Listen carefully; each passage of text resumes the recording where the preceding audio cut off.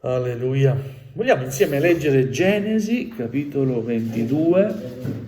È il primo libro della Bibbia, Genesi. Sai cosa vuol dire Genesi? È il principio. Bravo. Principio. Genesi, capitolo 22. 22. Sì. Leggeremo dal primo verso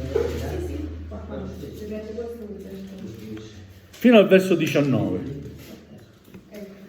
Genesi, capitolo 22, dal primo verso fino al verso 19. Capitolo 22.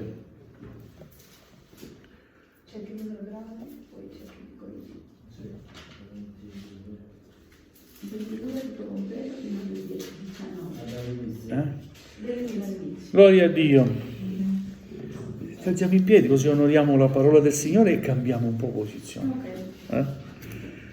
Alleluia, a Dio sia la lode e la gloria. Dopo queste cose, Dio mise alla prova Abramo e gli disse: Abramo. Ed egli rispose: Eccomi. E Dio disse: Prendi ora tuo figlio, il tuo unico, colui che ami, Isacco, e va nel paese di Moria, e là offrilo in olocausto sopra uno dei monti che ti dirò. Abramo si alzò la mattina di buon'ora, mise la sella al suo asino, prese con sé 2 dei suoi servitori e Isacco suo figlio, spaccò della legna per l'olocausto, poi partì per andare al luogo che Dio gli aveva detto. Il terzo giorno Abramo alzò gli occhi e vide da lontano il luogo. Abramo disse ai suoi servitori: rimanete qui con l'asino, io e il ragazzo andremo fin là e adoreremo, poi torneremo da voi. E Abramo prese la legna per l'olocausto e la mise addosso a Isacco suo figlio, poi prese in mano il fuoco e il coltello ed entrambi si incamminarono assieme. Isacco parlò ad Abramo suo padre e disse: Padre mio. Abramo rispose: Eccomi qui, figlio mio.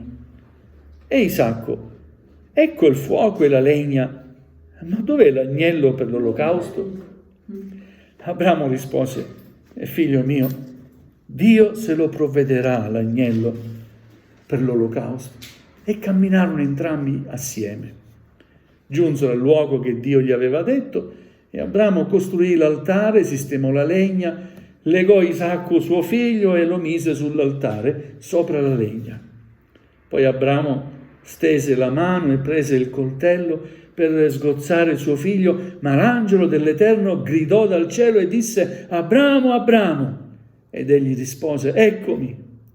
E l'angelo: Non mettere la mano addosso al ragazzo e non fargli alcun male, poiché ora so che tu temi Dio, perché non mi hai rifiutato il tuo unico figlio, l'unico tuo. Allora Abramo alzò gli occhi, guardò, ed ecco dietro di sé un montone impigliato per le corna in un cespuglio. Abramo andò, prese il montone e lo offrì in olocausto al posto di suo figlio. E Abramo chiamò quel luogo Yahweh Ireh. Per questo si dice oggi: al monte dell'Eterno sarà provveduto.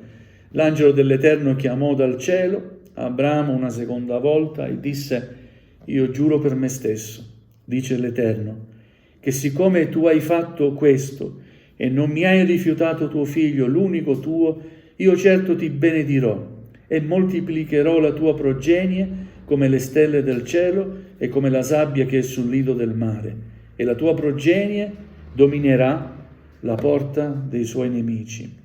E tutte le nazioni della terra saranno benedette nella tua progenie, perché tu hai ubbidito alla mia voce.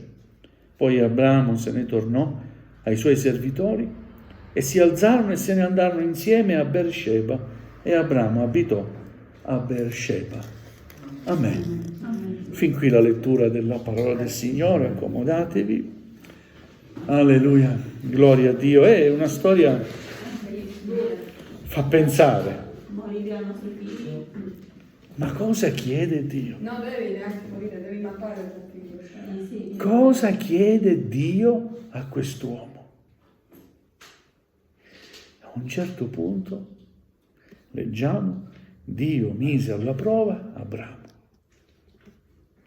domandandogli il suo unico figlio, Anche l'unico. figlio della promessa. Aveva Ismaele come figlio, ma sappiamo la storia, vero? Alleluia. La promessa di Dio è in Isacco. Lì c'era tutta l'eredità di Abramo nel figlio Isacco. È come Dio dà e adesso Dio mi toglie. Ma non si è posto questo problema. Lui ha detto a questa richiesta di Dio, eccomi. Viene definito il padre della fede, perché è un uomo di fede. E ci insegna veramente ad avere fede in Dio. Già dalla sua chiamata sentì la voce di questo Dio che non conosceva, dell'unico solo e vero Dio che parlò a lui. Lascia la tua casa, la tua famiglia, vai fuori, io ti indirizzo per una strada, tu segui la voce e vedrai, farò di te una nazione. Ubbidisci a questa voce, lascia la propria casa, era un fabbricante di idoli, il padre, e anche lui fabbricava idoli, ma lasciò ogni cosa e si mise in cammino per seguire questa voce. E sappiamo dalla lettura della Bibbia che è stato fedele al Signore. Alleluia, ma dopo, tra virgolette, tante avventure con il Signore, ecco che adesso ha un'altra esperienza, forse la più forte. Dio gli chiede qualcosa. Dammi tuo figlio,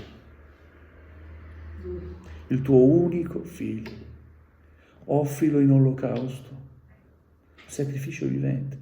Dio non ha mai voluto sacrifici viventi, sacrifici umani non ha mai voluto Dio.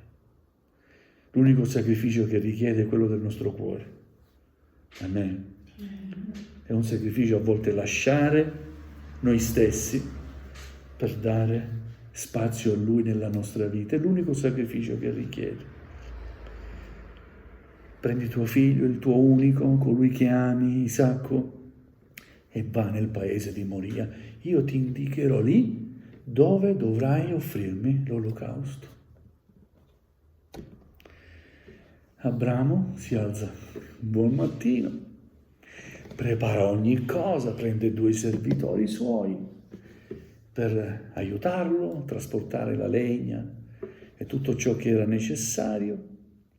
Però, vedete, parlando di fede, notiamo quello che prima di lasciare i suoi servitori, Abramo dice ai suoi servitori: aspettate qui, noi torneremo. Amen. Avete fatto caso a questo? Sì.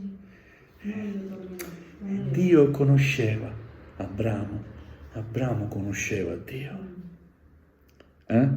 E Abramo in cuor suo sapeva che Dio avrebbe fatto qualcosa, avrebbe provveduto, ma non gli avrebbe mai tolto suo figlio Isacco. Lo sapeva dentro di sé, ma intanto ubbidisce. Neanche contraddirsi in se stesso. Neanche contraddirsi. Gloria a Dio. Salgo. È un altro pezzo forte, no, che tocca, è quando il figlio, mi medesimo in Abramo, sentendosi dire dal proprio figlio: padre, io vedo qua tutto è pronto per l'olocausto, c'è la legna, c'è il fuoco, il coltello, ma dov'è l'agnello? No, Abramo gli dice: sei tu, ma poteva dirglielo, no? Cosa gli dice? Dio provvederà. Dio si provvederà a un animale che noi possiamo offrire. Amen. Gloria a Dio. Erano arrivati lì Non c'è niente. E ancora, chissà Abramo, come padre, ma come servitore di Dio, sapeva che doveva ubbidire a Dio fino alla fine. Doveva accadere qualcosa. Quando si ha fede, si ha comunque la certezza che dovrà accadere qualcosa. E qualcosa deve accadere quando noi finiamo la nostra preghiera. Quando preghi Dio per qualcosa, deve accadere qualcosa. È la tua fede che ti mette in aspettativa. Dovrà accadere qualcosa perché io sto pregando a Dio. Amen. Ho fiducia nel Signore. Ecco, Abramo sentiva in cuore proprio fiducia. Era lì, doveva ubbidire, lui sicuramente avrebbe ubbidito.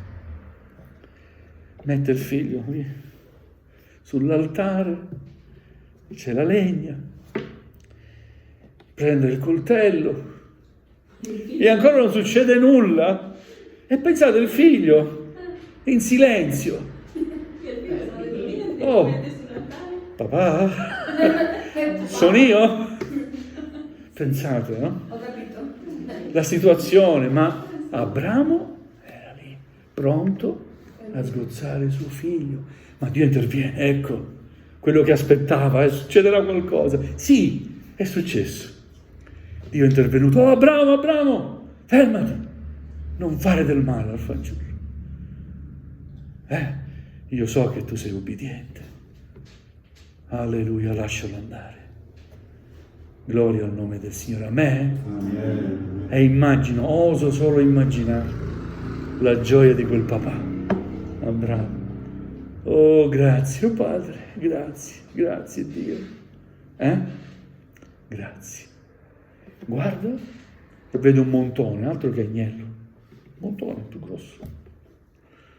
Era impigliato, non si poteva muovere, era già pronto non doveva neanche faticare per catturarlo, perché Dio aveva già provveduto. Amen. Che bello servire il Signore, Dio aveva già provveduto. Quel montone non si poteva muovere, doveva solo avvicinarsi e ammazzarlo. Poi prenderlo, l'ho messo sull'altare, ha offerto questo olocausto.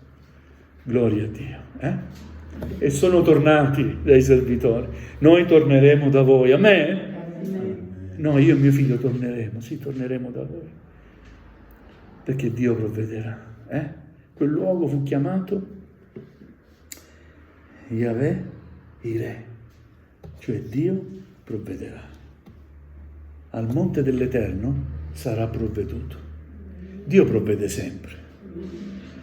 Ecco perché non ci dobbiamo assillare del domani, di quello che mangeremo, di come ci vestiremo. Dio provvederà. Dio è colui che provvede. Ma in tutta questa storia, ma non vedete anche una similitudine con Gesù che Dio offre, manda il suo figliolo Gesù, il suo unigenito figlio? Che bella similitudine. Dio è così buono, ha risparmiato Isacco, ma non ha risparmiato il suo figlio Gesù, offrendolo in sacrificio sulla croce per i nostri peccati. Il suo unico figlio. Quanto dolore ha patito, come padre Dio e Gesù come figlio. Alleluia. E anche la separazione, cioè quando ha separato la croce, quando era quasi per morire, cioè, la sua anima con lo spirito, il padre con il figlio, mamma mia. Cioè, C'è stato un attimo che sulla croce è scritto Dio si è girato dall'altra parte. Perché? Perché in quel momento Gesù aveva tutti i peccati dell'umanità. Invece di vedere la bellezza del suo figliuolo, Gesù la purezza, lui ha visto tutto l'inquinamento spirituale di tutta l'umanità. Il peccato. Alleluia, è corso sangue Gesù. ci ha lavati. Amen. Quel sangue che dalla croce scendeva, quel sangue puro dell'agnello, senza macchia, senza difetto, perché Gesù non aveva peccato. Si è immolato sulla croce puro com'era. Il suo sacrificio puro e immacolato. Ci parla di purezza, ed è stato capace di cancellare tutti i peccati dell'umanità. E ancora oggi chi crede in Gesù riceve il perdono dei propri peccati. Amen. E viene ricongiunto, riunito al Padre. Alleluia, Gesù è colui che ci unisce. Amen.